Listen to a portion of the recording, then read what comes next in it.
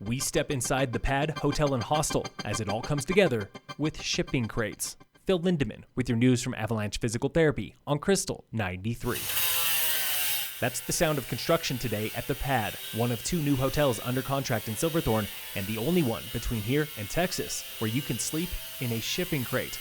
Co-owner and first-time developer Rob Bayer. Pretty beat up ones you can get for pennies on the dollar, but for a 40-foot shipping container, if you don't include shipping it or using a crane to haul it on your site, you can usually get it for around $2,000. These crates are home to the pad's hostel rooms. Rob's wife and business partner, Lynn. We took these containers that were, considered industrial waste and have incorporated them into our dorms. So every person that travels here that stays in a dorm is also staying in something that has traveled across the ocean, at least once. But there is more to the pad than crates. You'll get the amenities of a 3 to 4 star boutique hotel, including a rooftop bar, rooftop hot tub, co-work space, everything you could need to make your stay comfortable. It's going up on the former site of the Robinson Dairy across from Silverthorne Rec Center, and pandemic construction has hardly been an issue. We've joked it was probably easier being under construction during the pandemic than open during the pandemic, but we also have made a lot of changes due to the pandemic. Our public fixtures are all touchless now. We modified our bunk beds so there's less airflow through them and shared spaces. They've been raising the cash for at least 8 years now,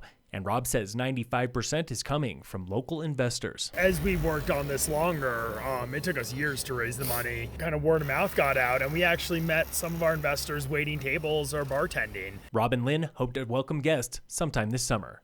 Get a sneak peek at the pad now with our virtual tour on the Krystal 93 Facebook page. February was good, but March was better. Keystone claims the most snow of any local resort last month, 61 inches, about 5 feet, 3 inches more than the February high at Breckenridge for the most snow in 1 month all season. Both Breck and Copper got 59 inches, A Basin and Loveland 55 inches, but not a single day with more than 9 inches. Snowpack is still down 11% locally, just 4% statewide, thanks to above-average snowfall down south. A skier triggered a slide on Buffalo Mountain yesterday in Silver Couloir on the northeast face. He tells the CAIC he was not buried or injured, but the slide ran about 800 vertical feet, starting on a hollow slab halfway down the steep and narrow couloir. Jack's Peak west of Copper and Grizzly Peak east of the Eisenhower Tunnel also slid this week, both large enough to bury someone on northeast aspects. No one was injured. There is a vacancy on the Summit School Board. Former Secretary Gini Bradley resigned last Thursday for unspecified reasons after a tense year of navigating COVID cohorts and quarantines under new Superintendent Dr. Marion Smith Jr. Applications for Bradley's position are open now through April 16th for appointment in late May. Latigo Ranch outside Kremling is betting you don't know jack about yaks. We think of them, Nepal or whatever, as this really exotic animal, and they are.